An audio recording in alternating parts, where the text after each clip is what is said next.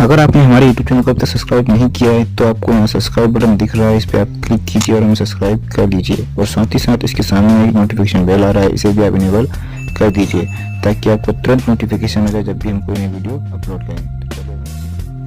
नौकरियों की भर्ती का या नई जो रिक्रूटमेंट पॉलिसी है वो सरकार की जानिब से जरूर बनाई जाती है। हमारे साथ इस वक्त फोन लाइन पे तनवीर हुसैन है, पीएचई यूनियन प्रेसिडेंट है, ऑल डिपार्टमेंट्स के इस वक्त फोन लाइन पे हमारे साथ ज्वाइन किया है। बहुत शुक्रिया प्रोग्राम सलाम जेके में तनवीर ज्वाइन करने के लिए। पूरा मामला जो आपकी तरफ से इंतजामिया के सामने रखा गया, इससे पहले भी आप प्रोटेस्ट मुसलसल करते रहे अपनी रेगुलर पॉलिसी को लेकर, और साथ ही साथ जो आपकी वेजेस थी वो टाइम पर नहीं मिली, कई तरह के मामला पेश आए। लेकिन सरकार का नया डिसीजन, नई नौकरियां, किस तरीके से आप इस फैसले को देखते हैं, और नए फैसले का आपके जो मुलाजमीन हैं, पीएचई के हैं या दीगर महकमों के हैं जो आरजी हैं, डेली वेजर्स हैं, उन पर इसका क्या असर पड़ेगा?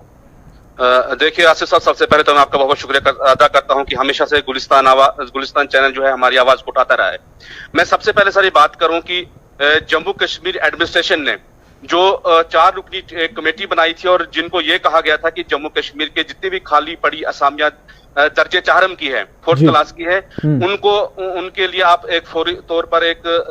फास्ट ट्रैक पर हमारे पास लिस्ट दीजिए और उसके बेसिस पे हम जो यहाँ पे इनको भर्तियों को पूरा करें। तो सर जहां तक मैं पहले आपको ये बात कहना चाहता हूं कि जम्मू कश्मीर के 4th क्लास असामियों पे सबसे पहला हक जो है यहाँ के डिलीवरीज का है, जिन्होंने नाम मसायबा हालात में भी, चाहे वो कश्मीर के जम्मू के हालात के बीच में भी जम्मू कश्मीर की आवाम की पहलोस खिदमत की है। और आज कोविड-19 के चलते भी हमारे डिलीवरी साथी जो है वो क्वारंटाइन सेंटर में ड्यूटी दे रहे हैं, सैंपलिंग ले रहे हैं। और बाकी अगर डिपार्टमेंट्स को हेल्थ वगैरह को अगर इंश्योरेंस मिला भी है तो हमारे पीएचईज या बाकी जो पीडीडी के वर्कर्स हैं उनको इंश्योरेंस, हेल्थ इंश्योरेंस मिलने के बावजूद भी हम इस वक्त जो है डिपार्टमेंट में हम काम कर रहे हैं और सेवा दे रहे हैं। तो आज जबकि हमने 20-25 साल से हमने प्रोटेस्ट किया और रोडों पर रहे कि हमें हक दिया जाए, हमें रेगुलाइजेशन की दी जाए, और आज जब हमें कोई उम्मीद बनती है और आज ये कहा जाता है कि डिलीवरी को कुछ वेटेज दी जाएगी। और वेटेज में सर क्या है, एक बहुत दुख से कहना पड़ता है कि जिस डिपार्टमेंट को हमने अपने खून से सींचा है, अपनी जिंदगियां दे दी, हमारे साथी शहीद हो गए, कुर्बानी जिन्हें दी डिपार्टमेंट में भूखे रह के,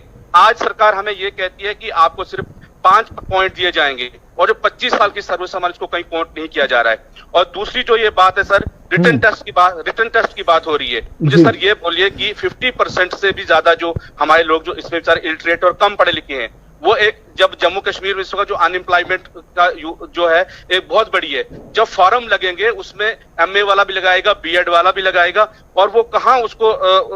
एग्जाम को कंपेयर कर पाएगा। अगर सपोज की जब मुझे 20 नंबर आते हैं, 5 जो डिपार्टमेंट देता है, तो उसके एक एमए एमएड वाले को मैं कहाँ कंपेयर कर सकता हूँ। तो ये बहुत जो है बेइंसाफी जम्मू कश्मीर के, बिल्कुल ये वाकई एक टेक्निकल पॉइंट है और अच्छा पॉइंट आपने रेज किया है। इस हवाले से जब एडमिनिस्ट्रेशन ने ये नौकरियों का आगाज अब तो लगभग हो ही जाएगा, जो ये कहा जा रहा है कि फास्ट ट्रैक बुनियादों पर ये भर्ती का अमल शुरू होना चाहिए, आखिर में ये भी बताइएगा कि आपकी तरफ से एडमिनिस्ट्रेशन को उसके बाद कोई मेमोरेंडम सौंपा गया, कोई अपनी बात रखी गई इस हवाले से, क्योंकि पॉइंट काफी इंपॉर्टेंट है, लेकिन बात आपकी तरफ से एडमिनिस्ट्रेशन तक पहुंचाई गई?